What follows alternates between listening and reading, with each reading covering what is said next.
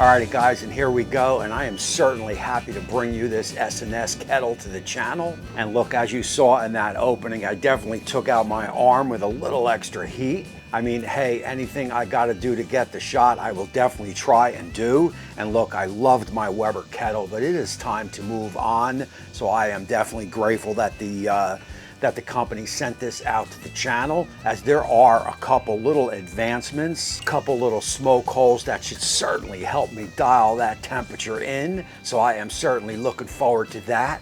But what I want to do here is I want to turn my attention down to the board. I got to show you what we got on tap today. And after that, I will head on over to this SNS Kettle and get it fired up.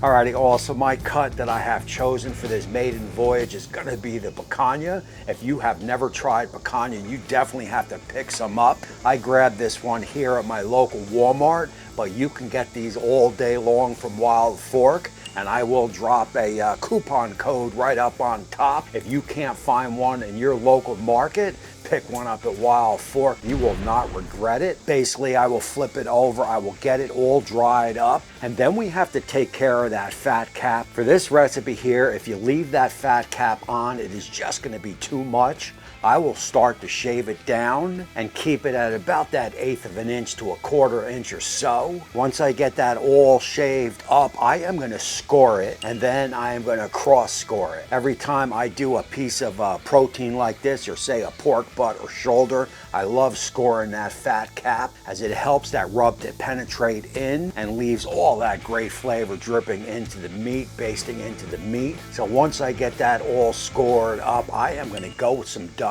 If you have not tried this dusted, information down in the description. I am telling you, man, a little dusted goes a long way, and this is certainly some killer stuff. I will get this picanha all dusted out, tops, bottoms, sides, you know the deal. At that point, I've got some black pepper. I'm a pepper fiend, so I am gonna hit it with a nice dose of pepper. That is all this picanha needs. At this point, I am gonna leave it on the board. You want that meat to start to come up to room temperature. You wanna start sweating it out. So what I wanna do here is let's get on over to that SNS Kettle. Let me show you how I'm gonna set it up. And at that point, we might as well fire it up. So look, for the maiden voyage here, I wanted to keep this simple. We are talking the slow and seared basket. That drip pan is gonna go in for easy cleaning, and then obviously the easy spin grate, and that is it. And I am gonna start this cook with about 15 coals all lit up. I will get those poured in, and I will hit a little bit more on the end. I certainly don't wanna run out. After that, we will just top it, and once that comes up to temp, I will bring you guys back. So look, once that temperature is reached, it is time to have a little bit of fun. And of course, this whole cook is gonna be monitored with my chef temp. That is a wireless. I've got a couple little things to do around the house, so I will follow along on this cook right on my cell phone. Once I get that all hooked up into my chef's temp, it is time to get it on the pit. And of course, I am gonna hit it with 2 cherry chunks. We wanna try to bring a little bit of wood flavor into this picanha. And now look, I am definitely shooting for a rare to even a low medium rare, and I am thinking it is going to take us about an hour, maybe an hour and 15 minutes or so to get there. And once we do get there, I can guarantee you one thing: I will bring you guys back. Alrighty, so look, we will allow our picanha to do its thing here in the SNS, but it is time now to whip up a quick Cowboy Butter Sauce. And I gotta tell you right off the bat here, if you have never made a Cowboy Butter Sauce, this is gonna be a must make, as it takes any type of steak up next level. There is no doubt about it. I mean, I absolutely love the flavors that this sauce packs. And as always, remember, I will have the full ingredient list down in the description so you guys can make it up. And it is all going to start with a dab of butter. We will get that garlic in there. We want to start releasing those oils in the garlic. After about 30-40 seconds or so of that, it is time to get the rest of the ingredients in. And once we get all that goodness in, we will lower down that heat. You want to simmer it maybe for about 10 minutes or so. That is it. Obviously, everything is going to be all melted out. Once it is all simmered, once it is all melted, once it is all ready to go, I will transfer that goodness into a little bit of a bowl right here. We will put that in the house for safekeeping, and we will tend to our picanha.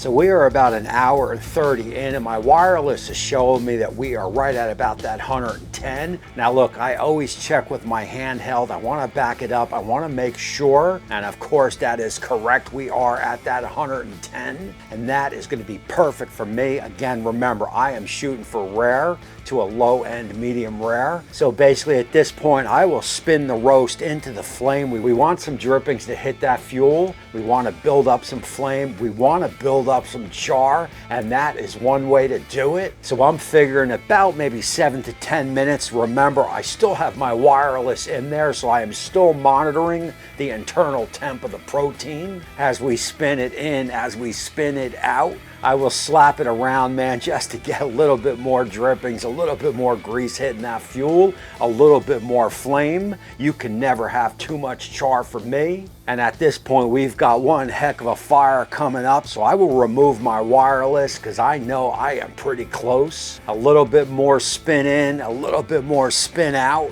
Oh man, so let's just pause here for a moment. I mean, look at that fire kissing that protein. That right there is what it is all about. We will just let that run for a few moments. I mean, fire plus beef equals flavor. There is no doubt about it. At this point, let's spin it out of that flame there. Let's take a look at this picanha. I mean, that is a gorgeous color. That is exactly what the channel is after. I mean, you've got that fat cap sizzling on top. You've got a nice rare to low medium rare inside underneath it. I mean, that looks absolutely incredible. And I do believe that color is looking good. I do believe it is time to get it off. We will move it on over to the board. I will allow it to rest for about 7 to 10 minutes or so. At that time, I'll bring you guys back. We will slice it open, do that taste test, and of course, talk about it, and then close out the show. Alrighty, all, the moment of truth is here. I mean, this is what we work, not so hard to get, as we start to slice open this picanha. I mean, look at the juice on the board. That is a perfect, would you say rare to low end, medium rare? I think you would. And I just absolutely love the color of this. I love the juice. It is dripping. I mean, that is a flavor explosion. There is no doubt about it. I am gonna rip off a couple slices here. That is it. What I want to do now is let's go on in for that taste test.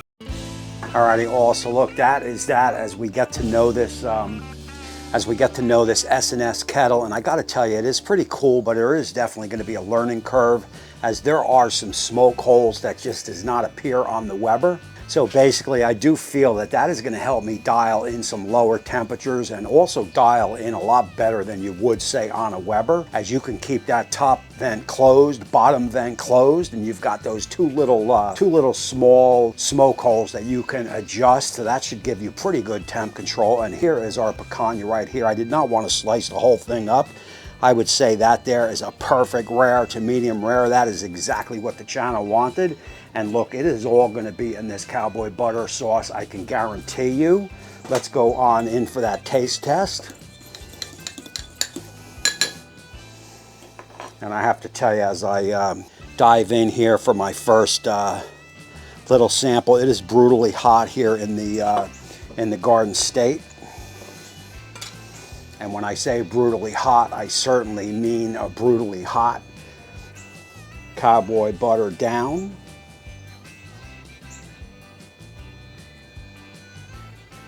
Cheers. Yes, yeah.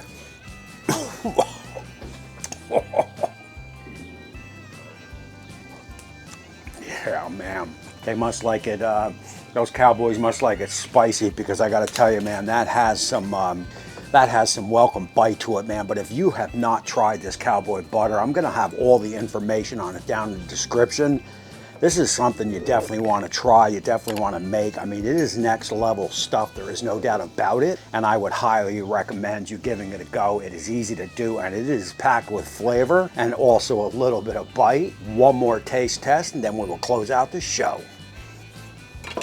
And this is absolutely that chef's temp that kept me dialed in. This is perfectly, like I said, rare to medium rare. And you know, you got to use a good thermometer if you want to make it the way you want it. And chef's temp is definitely going to make that happen.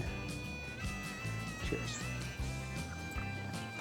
So look, man, I am dying out here. That is going to close out this show. Everything is step by step so you guys can make it too. And again, we will have a lot more coming in on this SNS here, as they definitely do say 2 zones are better than 1. Other than that, my name is Tommy. I appreciate you all for watching. And until next time, we will see you soon.